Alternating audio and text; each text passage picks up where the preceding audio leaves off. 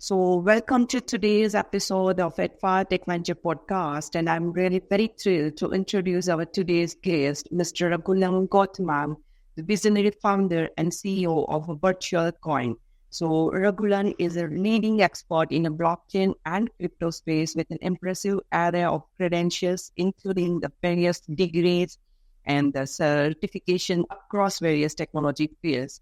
So Raghulan's unique blend of skills in blockchain technology and development and his deep knowledge of CAD, GIS, and IT system, making him exceptional authority in the current trends and future in the crypto. So today we are very excited to delve into the future of blockchain and discuss the technology is shaping the future and how he is facing different challenges and opportunity in this rapidly evolving industry.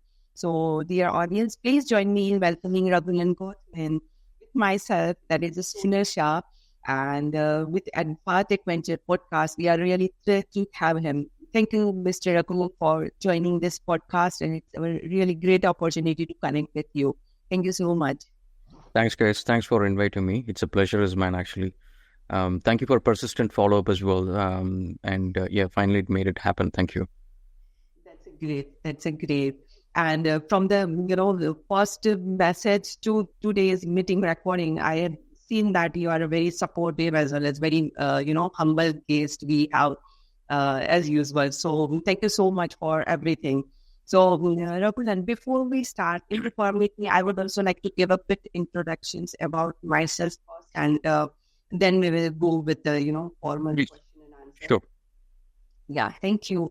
So, as I said in the beginning, this podcast is brought to all of us by adfartech Venture podcast. And adfartech Venture, it's IT and a tech platform, and it focus on the different types of IT solutions, IT resources, recruitment, and this kind of a tech audio podcast also.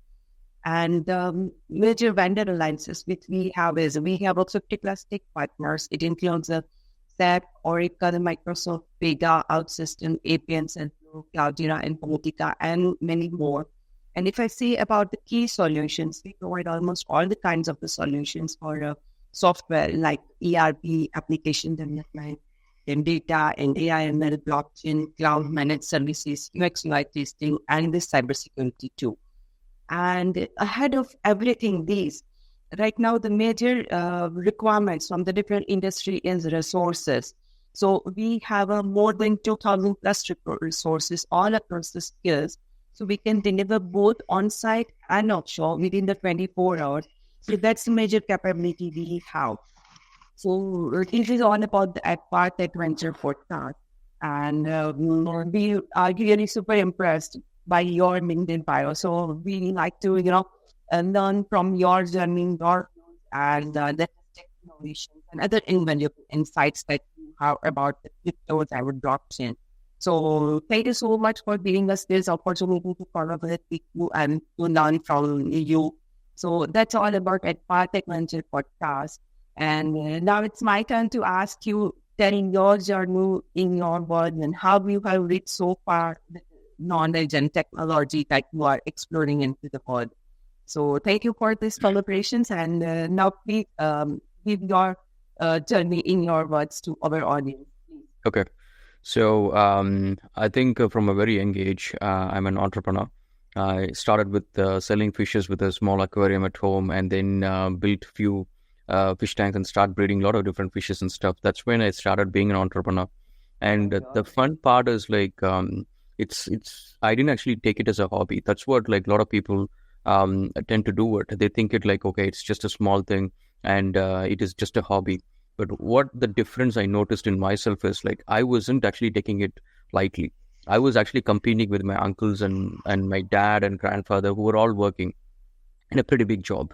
And I was actually competing, and I didn't actually take it light. I took a lot of lessons from a lot of aquariums around. See, that's pretty much what defines who I am. And it gave me a clarity of, let's say, what I'm going to do in my future. And what I'm doing now is not surprise to me. Even though like when I started doing my civil engineering in my bachelor's, and that's a time like people would think that, most of the time, like after we got education has been institutionalized, last 30 years, people can't repair some basic fixes on a bike or a car or something. But before that, people used to do it. That used to be something like, if you want to fill up a radiator or something like that, a lot of these things, people can change tires and stuff and fix light bulbs and fix a fuse carrier. And a lot of these things, people can do it at home. But now people can't do it. People can't fix anything. Because like if you're a civil engineer, you only know about civil engineering, and rest of the things you don't even want to learn it. And for some reason, people are not even keen about it. And so that actually, I found my niche in the tech space, where being a civil engineer, I started studying software. I fixed computers. I started my second venture when I was in uni, in my bachelor's, and I used to assemble computer rigs and networking and stuff like that for bigger. That time there used to be browsing centers like dishnets and stuff. There used to be like 100 computers, 200 computers and stuff. They always have a need for some hardware engineer and network engineer to go and fix stuff immediately. So I used to take care of all of those things apart from my college time. So that gives me another thing, which I learned another thing, which is like being reliable and being consistent is very easy to succeed. Apart from being very talented or even being very hardworking, the first thing is like you just be consistent. Whatever you do, like people call you, people can rely on you, people can depend on you. And if you can give that dependency as a trade-in, people will trust you and people will depend on you. It doesn't matter, even if you're poor at the job. And of course, if you're really good at it and if you work hard, as that's extra, and you go places. And so that's how I started. And to give you a little thing, if you heard of a company called Zoho, and I actually went to Zoho and asked for like, you guys have any works to be done and stuff. And I went there like 4 or 5 times. That's the time Zoho was like a very small company, like around 20 people and stuff. And this was in probably in 2001 or something like that. And that's the time it's called AdminNet. And it wasn't even called Zoho at this time. Yeah.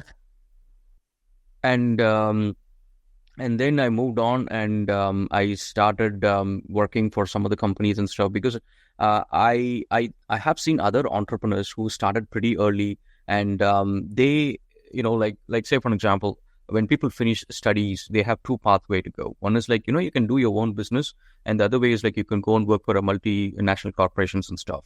Most of the time, people who start their own, they don't know how to scale the business. They don't know how to become like a big corporates. They don't know how to get funding. A lot of these things they don't know. And so that's why I don't want to be ending up there. Even though I'm ambitious, I wanted to be like big MNCs. I wanted to competing with them in the bigger scale. So that is why I went and worked for almost a lot of these companies. Almost like every company I worked like 2 years and stuff. And first I worked for Sutherland Microsoft Process. I was a research engineer. And then I worked for Computer Associates. I was IT security. That's a different field. And then after I quit, I came to Australia. I was doing a civil and mining in my master's. And I worked for a civil company for a year. And then I worked for an architecture and facade company in a factory, manufacturing extrusions and glasses and stuff. That's into manufacturing. And then I worked for GIS and CAD for a few years, and then BIM, and then for e-commerce. And if you look at it, all of these companies, they're all like different industries. They're not even like, like a footsteps that you put on top of each other. And so the goal is basically for me is like, I know for sure by my destiny is like, I'm not going to retire in any of these companies. So the goal is basically, I wanted to learn all of these things, because each industry, a company survives because they understand how that industry works, how the people within the industry works. And if you give a CEO of a top leading IT company and ask him to run a, let's say, financial company or a travels company or transportation company or anything like that, he wouldn't be even able to do it, because he doesn't understand how the industry works. And the point is like, when I'm young and when I have time and when I'm not super busy or something, then it is a time that I should use to learn all of these things. And that's how I finished my advanced diploma in robotics. Being a civil engineer, I did my advanced diploma in robotics. I did my MBA in entrepreneurship and corporate governance and franchising and venture capitalism and all. And then I did around 27 IT certifications. And so the whole point is, I know that the time is limited, and I feel the urgency of getting things done. And I know what is my potential. And my only grudge is like, I'm underutilized by the world. And Wow. so I wanted to utilize myself, and the world is not utilizing me. So that's how I went and started all of these companies. So tech is my main company, which I started in 2012. And so we are like around 50 people, and we had options to expand and get more people and stuff. We in between we had a lot more people than that, but now we just sticking to this one, the model, because we build startups, and we are not actually a regular tech company building regular softwares. We build startups and take them to the funding round. And most of the tech companies, they don't really care about the client. As long as the client has money, they keep working. But for us, is basically, we can't take a project like that. Because, a lot of times clients come back and say to me, Rahul, I want to build a company like Facebook. I have $1 million. Why can't we do it? But the point is, like, you will fail because Facebook is too big, and the competitors are already there. They're also too big. And with $1 million, you will be able to build it. But where is the marketing potential? How much money are you going to spend on marketing? How are you going to survive? And, like, even Facebook figured out how to revenue and how to monetize their platform only recently. At the beginning of when that's actually a wrong thing, even for big companies like that. When they started, they didn't actually know how I'm going to monetize it. People are using it. Let's get popular. Let's put some ads in. But that's the thing. Like, people, when they look at from outside, oh yeah, that's $1 billion opportunity. But I always tell my client, don't solve $1 billion opportunity. Solve an opportunity that you can take ₹1 from or $1 from 10,000 people a month, which is basically $10,000, and $100,000 to $200,000 a year. That makes you basically try to make 1 crore from 10,000 people or 5,000 people and stuff. And then you scale your thing, and also your first business is your cash cow, and it's basically that's where the cash comes from to fuel all your other companies. So that is why I take my tech company very seriously, because that is a company which enables other companies as well. And that's how I built my e-commerce company, my imports company, transportation. And recently we launched a media company. And I'm an influencer as well. I have a YouTube channel. So all of these things, the tech company acts as a backbone. So that's how it's all started. Wow. It's very interesting. And when there are two things that I can observe from your experience and, how you have reached so far. That is, one, you have started at a very small or younger age, I can say. And from, it's not any work is a small work. When you estimate it by your mind that it is small, it is small. Otherwise, every work is a big work. And you should know how to learn from it. That's you have started at very early age. That is one thing. And second thing is your curiosity to learn something different other than what you have studied. So being a civil engineer, you had studied almost all the technologies and how to, incorporate into the world. So that is the best thing I had observed from your experiences that you have taught us right now. So wonderful sharing, as well as it's most inspiring experience you have. So thank you so much for this wonderful and humble introductions. And it's really great to have you today with us. So it's definitely a pleasure to have you. So thank you, Raghulan. Thanks. Yes. Yeah. So Raghulan, now if you permit, can we start with the question and answer also? Yes. Yeah. Thank you. So my first question is for all the listeners who are just new to the blockchain technology, right? So as our today's topic is blockchain and crypto, so can you explain what blockchain is and how it works in a simplified manner? So if in easy words, you can explain what are some of the, everyday applications where blockchain technology is making an impact, that would be better for all our listeners who are learning at a new pace. Yep. So a lot of times people, when they hear about blockchain, they hear crypto first and then blockchain second. And so what happened in real world is like blockchain came first and then crypto came second. So the famous blockchain application is Bitcoins. And we heard Bitcoins first, and then we hear about blockchain after a few years. A lot of people, like a general public as well. So, but the concept of blockchain was there before Bitcoin was born. And so the idea is like banking sectors, if you look at it, they have like a constant fear of getting attacked and, funds getting stolen and people hacking into banking, data servers and stuff like that. And this fear is what actually one of the fuel thought to create a technology like blockchain. And also the concept of Bitcoins, if you look at it, and it was created as a competition for existing fiat currencies. So now if you look at Indian rupees, it's actually the primary currency for India, and US dollar is a primary currency for Australia, US. And similarly, each country have their own fiat currency that is basically the primary currency. Now, the concept of having only one as a monopoly is where the issue all starts. And because the 10,000 rupees that we earn today and the same money, the 10,000 we earn tomorrow, is not actually 10,000. It's going to be 9,545 or something, because due to inflations. And so the value of the currency, why it is going down? Because most of the governments, they print money these days. Previously, they used to back it with gold, and that's what's called gold standards. And they back it with effort and export and import and a lot of these metrics, commodities, and a lot of these metrics back your dollar, back your currency. So now it is basically each country has a way to make more money just by printing more. And that's when the inflation is going out of hand. So now that is when Satoshi Nakamoto, or it's basically an individual or a group of people, they thought, okay, why can't we give a currency for each country, and that will be competing against the country in the home ground, and so that there will be competition, so people can compare it. People can see, okay, why is your currency going down? Okay, go and fix your stuff, go and work harder. People can see it now, and they can ask questions to the government. And so that's when Bitcoin was there. And the coolest part of Bitcoin is like it works on blockchain, and the technology is like you cannot block it, you cannot hack it, and you cannot even ban it. You cannot do anything with that. And people, doesn't matter which regime, which country, and who controls do what, and you cannot stop Bitcoins. And another coolest part is like Bitcoins are limited to 21 million Bitcoins. So that means you will not be able to make one more Bitcoin on top of that.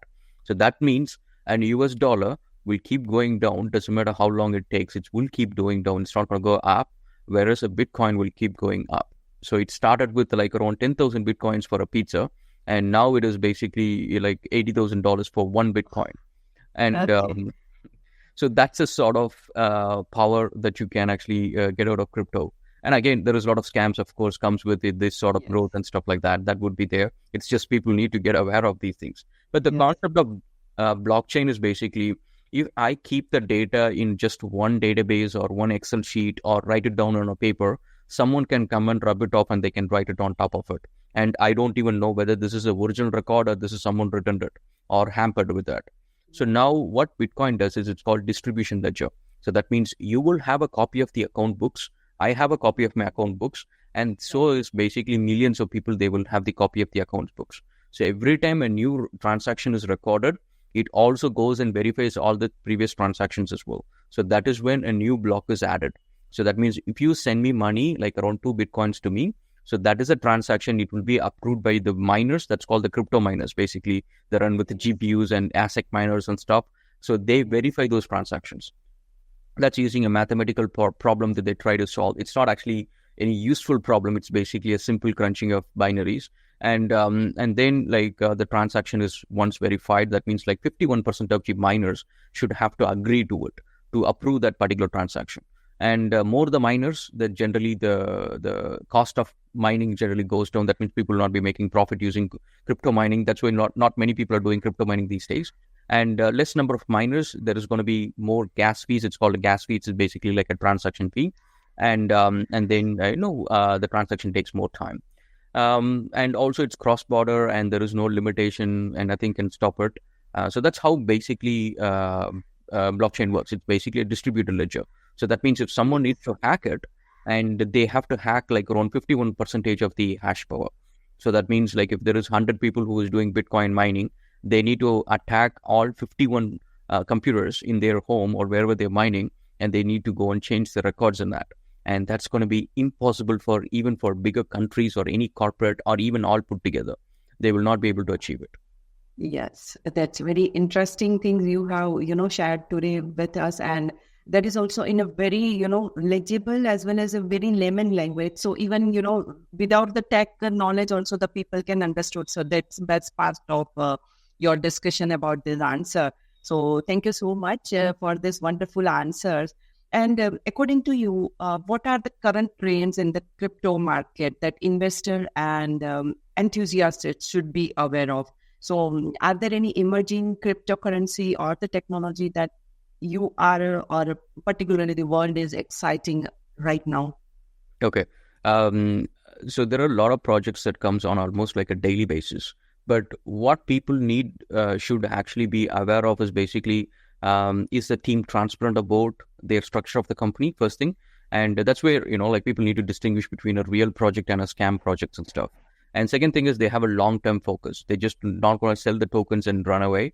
So they have a long-term focus. What is the utility that they're creating? So even though like we're talking about fiat currencies not performing, like, US dollars and Canadian dollars and Indian rupees and all of these things, but this is what actually people use it for, to pay for the efforts on real sweat and blood that people are spilling in. So that means like, that's a utility that the currency has. You can use that currency to buy a toothpaste. You can use the currency to get someone to fix your plumbing works, to repair a cars and stuff. So that's a utility for a currency. So if you investing on any crypto project, you have to see whether the team is transparent. And second is the utilities. So how much utility that the currency has. Okay, we can use that currency to play games. You can use that currency to pay for a taxi, and you can use that currency to earn some store rewards, something like that. And that's the second thing that you need to look for. And apart from that, there is a lot of Ethereum-based ERC20 projects that comes out.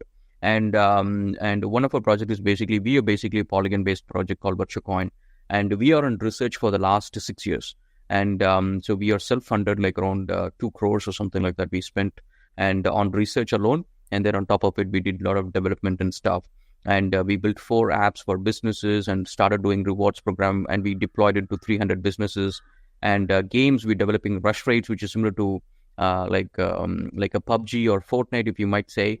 Wow. Because most of the time, crypto games, they don't compete with mainstream games that people play at home. And people play Battlefield and Counter-Strike and all of these games. But the crypto games is also spending a lot of money to make it. But problem is, most of the crypto games are built by crypto companies. And they're not built by gaming companies who has crypto on it. So luckily, with my experience running Virtua Technologies, and we built like 400 apps and games. And one of my main forte is basically building games for bigger studios. We used to be a subcontractor for bigger studios. So we built some really big titles and stuff, worked with them. And so my goal is basically with this project is when it comes to gaming, we are a gaming company. So the crypto part is basically playing a smaller role and the gaming part should be playing the major role. So like that, like if you look at any project, you have to see like how much the team has put the skin they have the skin in the game. They spend so many years, they spend money, and this is basically the founder and who they are, and what is their long-term vision and what is the utility. All of these things put together, you have a great project, and you can trust that project, and you can actually go behind the project, and that's going to be fruitful for you. Yes, wonderful. So can you share the current technologies and the tools that as a VirtuaCoin owner, you are leveraging in the development of this all kinds of whatever the technologies and the gaming solutions that you provide. So for a blockchain and crypto as well.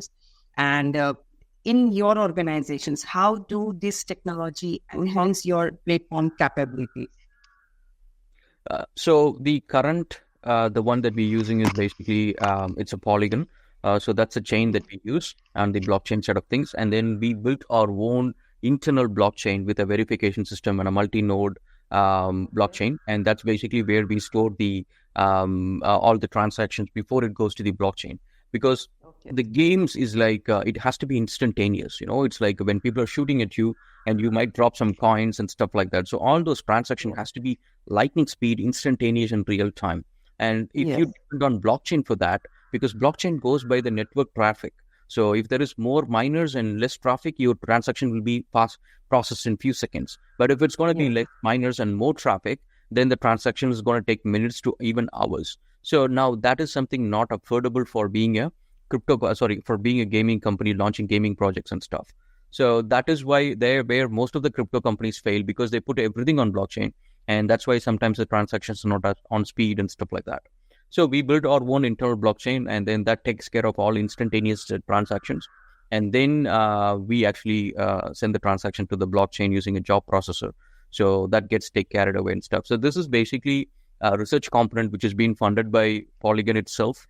And then we also been given a grant from Australian government, and a few other companies are actually backing us. Some large companies are backing us. Because of this technology. Because with this one, we can launch much bigger game titles, and even existing game titles can actually plug and play and give any cryptocurrencies, even Bitcoins, Ethereum, any cryptocurrency, they can use our technology to give it in their game. And we built Unity SDKs, and we built quite a few apps and APIs to make this all enablement much easier. That's so great. So you are leveraging almost all the technologies and merging together and giving us the better experience, with the right usage and the right optimization of that technology, particularly. So that's so great of you. So, Raghulan, this is not one of the questions that I ask to every, guest. But I would like to ask you, as you are running so many businesses with so many technologies and incorporating, so many other startups also with yourself and managing the team. So how yourself, you and your top management team, like you with other, partners and all, define your own budgets, that this is for technology upgradation, this is for yourself, the people salary, that is the other thing, that is managing the human resource. But other than this, for technology improvements and technology new development, how do you define your budget? Okay, and I think that's actually a good question, because I have grown to a decent stage now, and that's like thanks to I derive my confidence through not how much money that I have, like how much technical knowledge that I have, and I'm actually a hands-on CEO. So I'm not a guy who just reads a book and then go and tell people on how to do things. I actually sit with them and code on a daily basis, and so that's basically my blessing. At the same time, that's my curse. So that means, like, most of the time I'm actually an engineer, and very less time I think like a business leader on all of my businesses. So the good part of that is, like, any technological improvements that we can actually bring in, we will implement it straight away. So most of the companies tend to stick to the legacy systems because their staffs are trained already on that, and staffs can do productive work and much faster work with the existing technologies. But we implement almost all latest technologies. When Kubernetes was around, we started implementing Kubernetes. And when Apple's changed from Objective-C to Swift, quite a few years ago, we were the very first company in Australia to do it. And when AWS was launching some of their Lambda functions and stuff, we were the first one to do it. And we did a blockchain ourselves. That was like 6 years ago. And that's the time when even crypto games were not born at the time. So we were at the edge of implementing all latest technologies, but at the same time, we understand fully, like, why we are doing it. So most of the time, we basically try it on a POC, and then we test it out, and we understand the capabilities of it, and the potential of it, and the vision of the founder of those technologies, and then we go and use those things. So I would say, like, when it comes to funding and stuff, all my partners, all my companies, I tell them that invest on productivity, invest on improvements, invest on upgrading people's skills, and all that sort of stuff is a priority. So even today, like in my companies, we have we always, all the directors of the company, we actually take a pay cut. If there is a technology improvement that we can actually bring to the company, we take a pay cut. And because we see, like, that's a priority, because most of my directors, I tell them that, hey guys, I'll make you a billionaire, no big deal. I came from nothing. I came to Australia with 27 lakhs loan, and so today I'm cash positive with all my companies, and I'm able to give salaries worth several lakhs, and just not in one company, multiple companies, like around almost like 90 standard staffs working in all my companies, and with several contractors, several freelancers, several part-time companies, and contracting companies, subbies that work for us. So, people depend directly on the vision that I created with all these companies.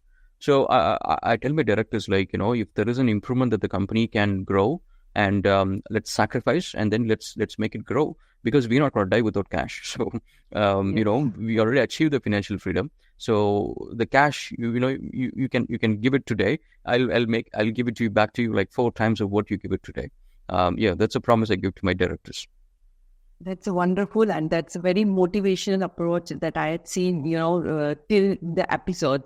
So, like most of the companies, what they did in IT as well as other manufacturing also, they do the cost cutting to, have one other system to develop or to implement.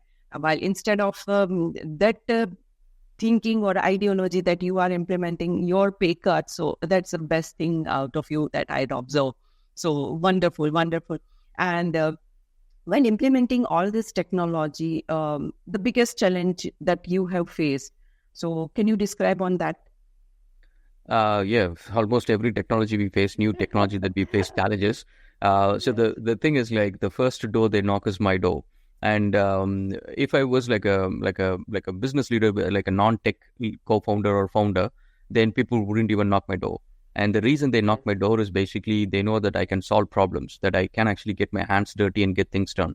And unfortunately, even though I love those challenges, and I know I'm also getting older, and and also I'm getting busier, so I may not really have time to put another hello world on a new technology to learn everything from scratch.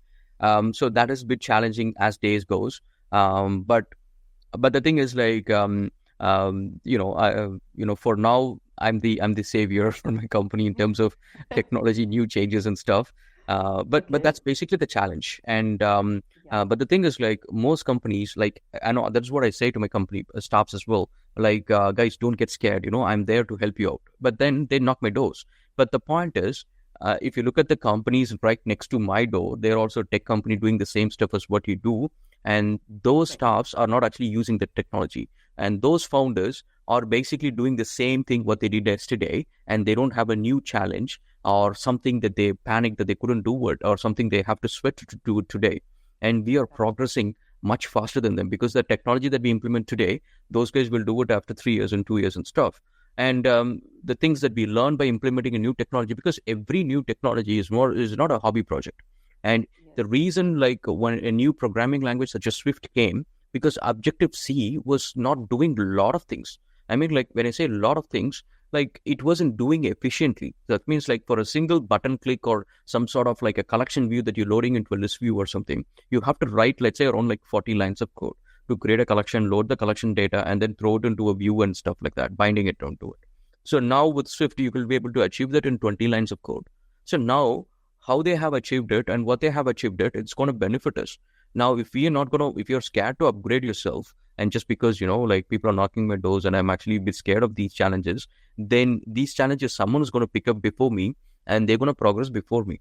So I wanted to progress before that. So. Wow, wonderful, very inspiring, and very emerging also. So you are not just stopping yourself, but you are motivating and pushing others to now learn new, and so you can sustain with the ongoing trends and all. So according to you, what opportunities do you see on the horizon that excites you and your team? Actually, we see quite a few things, which is we couldn't say it. There is like around 4 projects that I have it in my vision that I want to start it next year. And we're doing the footwork with the existing projects such as VirtuaCoin as going to be like a very fundamental building blocks that we're putting together now. And one thing which I can say is like, that's a cool different thing. We're going to start doing it probably next week. We're starting that project. So that's basically people can go into a game. They can build a farm. They can plant a tree and all that sort of stuff. But what happens is most of the time people pay for these things on any of the games. They pay like around 5 rupees or 10 rupees or 100 rupees or 200 rupees. People spend on these games. So on this game, what happens is whenever people plant a tree, and they will be paying like any other game, but that's actually a real tree planted somewhere else. And we partnered with one of the NGOs which has been awarded by UNESCO for planting trees. And so we actually going to plant real trees as the people are planting on the game. And they can earn a token called Oxygen Token. And that will be used in another game in future called Soilium, where people in Mars is establishing a colony and they need oxygen, which will be shipped from Earth. And that comes from this particular game. So that means like, even though you're planting a tree and even though you're playing a game, which is for fun, you're paying money for it, which is basically you're doing a good thing by planting a real tree, but the tokens that you generate will also going to generate future income. So, yeah, so that sort of stuff we're working on. That's wonderful. That's wonderful. And as you name and as you suggest that it is funded by UNESCO, powered by you people, and especially the name you said that is Solium, that the trees you plant for the one coin generated. So it's a very interesting, as well as the people will definitely going to be use it the most. So wonderful, wonderful. So that's the future of technology, that you are not just building, but you are creating in some good manner. So that's a wonderful. So Raghulan, now you had already given my next question's answer. That is your upcoming projects and technology. So you would like to go with the blockchain and cryptos only, or you are exploring other tech also in your work and your organization? Yeah, so AI is like I'm a guest lecturer with the University of Sydney and a lot of big universities. I'm a guest lecturer, so I do a lot of lectures on AI and machine learning and deep learning and stuff. And apart from that, blockchain is basically my little buddy. It's just only sad thing is like I don't really spend too much time on blockchain Web 3.0 side of things. Most of the time, because I'm also CTO for a few companies, so I handle a lot of tech as well as legal and intellectual property and international trade, and a lot of these things. I handle a lot of these things as well. So the time is limited, but I learned quite a few on AI at these things. But apart from that, one thing that I do is like with my YouTube channel, the goal of my channel is basically to build million entrepreneurs, and it's not million subscribers. So I have responded to around like 16,000 comments and replies and messages in my Insta and YouTube, almost like every comment that comes through me. Oh my When God. people want to study and people wanted to progress in their business and wanted to make more money and stuff. If you go and check my YouTube channel, something you will find. There will be a little heart symbol that you can find it on my comments, and that you will find it almost like all my 1,500 videos and all the 100 or 200 comments that's on each of the video. Because the thing is like, with all my businesses, like one thing I spend money is basically marketing. I'm pretty stingy on spending marketing. So what I do is to save cost. I just spend time and money on customer service and customer satisfaction. So with YouTube, only customer satisfaction that I can do is basically reply to those ones and respect the people who respect me and love the people who really loves me, and not just for the sake of money. But truly, I want them to be truly success. And that's why, whenever people say, "Oh, I'm a great fan of you" or something like that, I'll say like, buddy, don't say any to anyone that you are a fan of someone, because then you always subconsciously think that you are lesser than them. You will never outbeat them. Think if you like someone like Amitabh Bachchan, like say that, okay, I will be better actor than Amitabh Bachchan. Then you can grow yourself. And you say like, okay, you like I'm being an entrepreneur. You say I'm going to be a better entrepreneur than Rahul, and so you will beat me, and it will be better for you. When you say you're a fan, you're never going to beat me. And that's why like in Sunday, we're launching YouTube's first members built company. So in the last 3 months, I worked with the members of my channel, and we built a product, and we're launching that this coming Sunday, 5 p.m.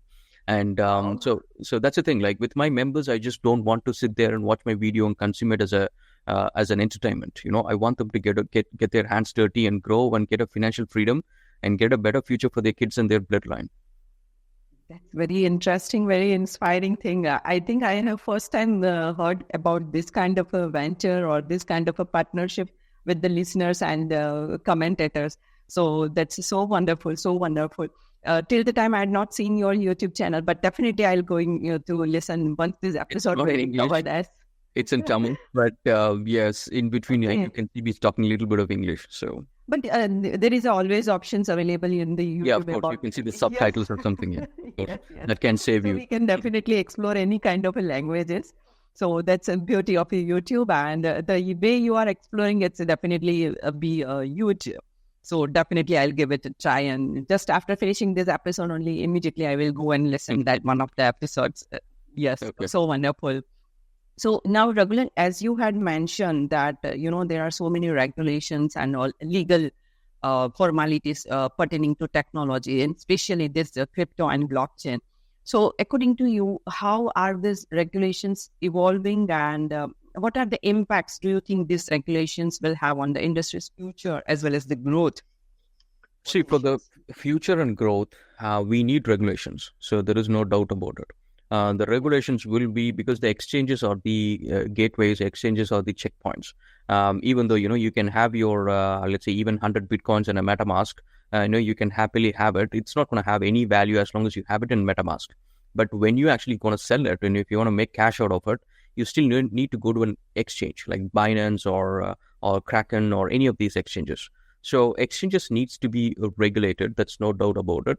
But government should actually encourage people to come. The government should actually have a vision to incorporate cryptos into their ecosystem. There is no way running around it. Most of the governments, they try to, China tried to ban it and they removed the ban because they couldn't ban. And because people, I can because it's Web 3.0. That means, right now I can create a website and then I can say like, okay, come and work for me. I can give you money and people will work for me, and then I can pay them on crypto, and there is no records on it. So who works and who did what job and how much I paid, none of the records are kept. So now the point is, like, if you try to ban or if you impose too much tax, people are not going to use the gateways that's already there, such as any exchanges or anything.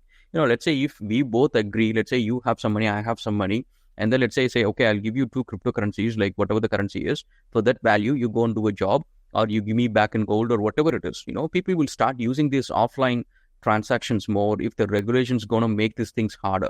So the regulation should actually make people use these gateways such as exchanges, so that they have a proper KYC, they have a proper AML, which is anti-money laundering, and then and also governments can actually make some good tax amount using capital gain tax. So rather than threatening them with 30% tax and stuff, now what people do is like they'll take the offline route. Now government cannot track, they cannot tax, and they cannot even monitor these transactions. They cannot do anything with that.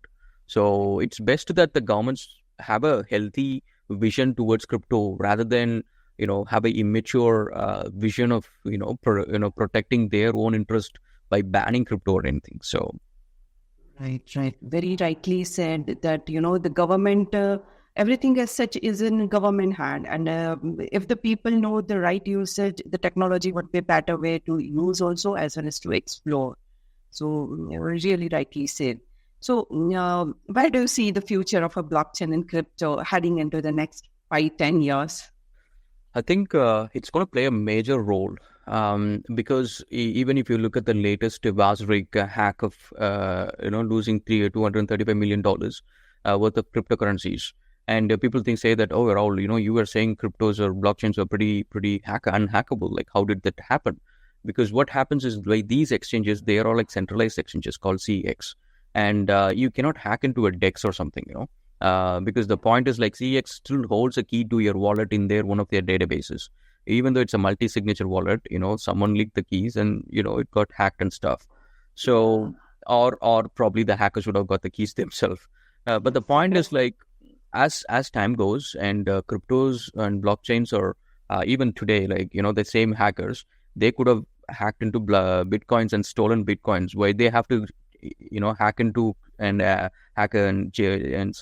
take the Shiba Inu tokens, which is like, if you give 1 rupee or say, let's say $1, you will get 35,000 Shiba Inu tokens. So it's the cheapest token in the market. So if the hackers can hack into blockchain, they should hack into bitcoins and take around 10,000 bitcoins, and you become a billionaire forever or trillionaire. But they cannot do it. They will not be able to do it. No one will be able to do it. So the point is, like, bitcoins and all of these cryptocurrencies on one side, but the blockchain is a technology has got a very strong backbone and it's unhackable.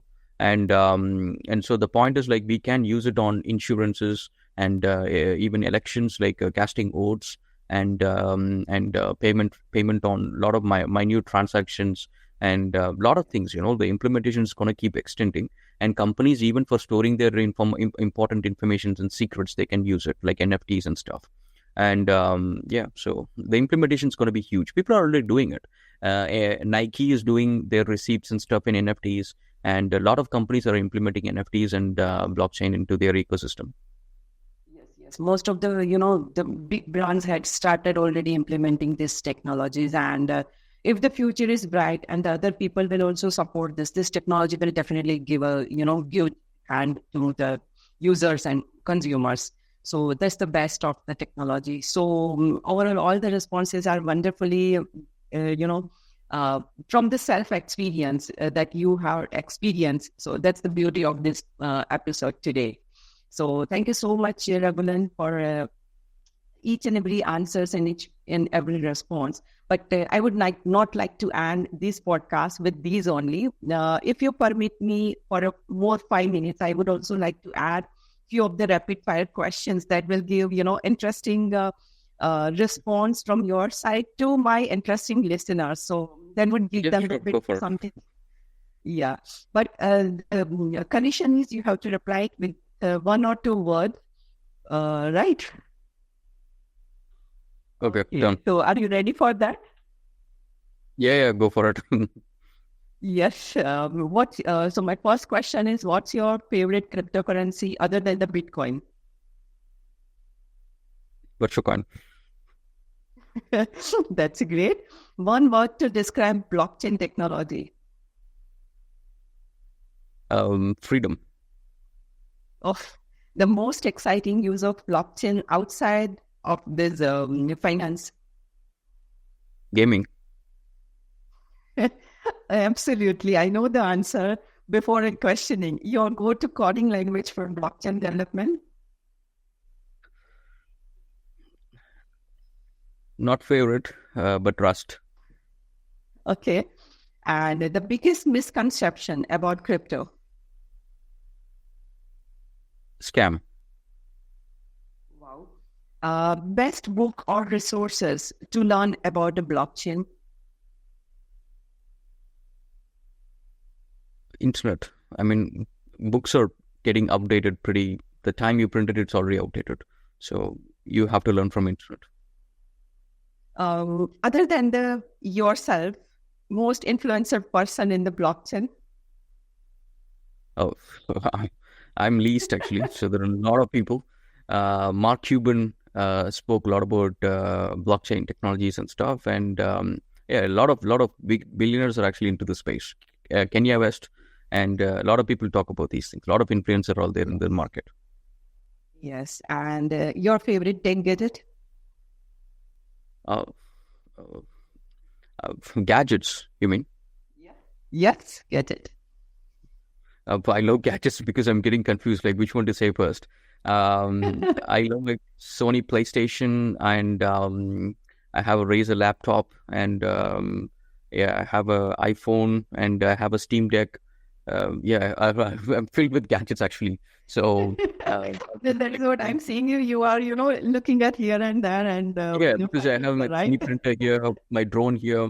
I have a keyboard, music keyboard here. So almost like, the whole place is filled with that. So that's great. But I would say like that thing is I would say like the best gadgets of all, I would say, is my bike. I love super bikes, so my bike is basically the best gadget ever I got it. So wow, interesting. So one dream technology that you think you wish existed? Oh, okay. Teleportation. Okay. And the blockchain project that you admire the most? Ethereum. Wow, very true, very true. So that's all my questions and wonderful answers, very quick and quickie. So that's the best part of this rapid fire. So thank you so much, Raghulan, for everything. Thank you so much for, giving your expertise on blockchain and cryptocurrency. And I'm definitely very sure that people will really like it and enjoy it with the, exact response in a very easy language. So that's the most, beautiful part of today's episode. So thank you so much. And we really appreciate your taking the time to be with us, and looking forward to seeing how you innovative work and your innovative team will give into the future of the blockchain and this cryptocurrency. So thank you so much for joining this podcast. And dear audience, if you would like to know more about Raghulan, he is also influencer, and he is running a very good company that is a VirtuaCoin. You can go to his LinkedIn page, Insta, and the YouTube channel, that he is spreading his knowledge with expertise and team members. And maybe within the soon also, you can be also his partner with the new venture. So that's the best thing he has said. So thank you once again for your time and contributing to today's episode. Thank you so much, Raghulan. Thank you so much for having me here. And for all the younger audience, guys, this is just one life. And have an urgency that, we have a limited amount of time.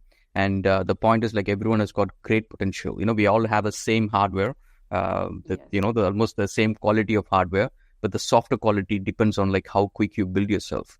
So upgrade your software, and yeah, you can do a lot more wonders, guys, if you have a really better software. So yeah, go for it.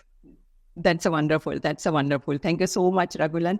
And thank you so much, listeners, for tuning into this episode. And if you want to know more, learn more about what the other people is also saying about the technology, as like rightly said by Raghulan, you have to update your own software first to learn something new. So just join the adfartech Venture podcast, and where you can find the different guests with the different thoughts about technology and trends. So this is your host, Sonal Shah, signing off today. And thank you, all of you. Thank you, Raghulan, for being a part of this wonderful podcast. Thank you so much. Thank you.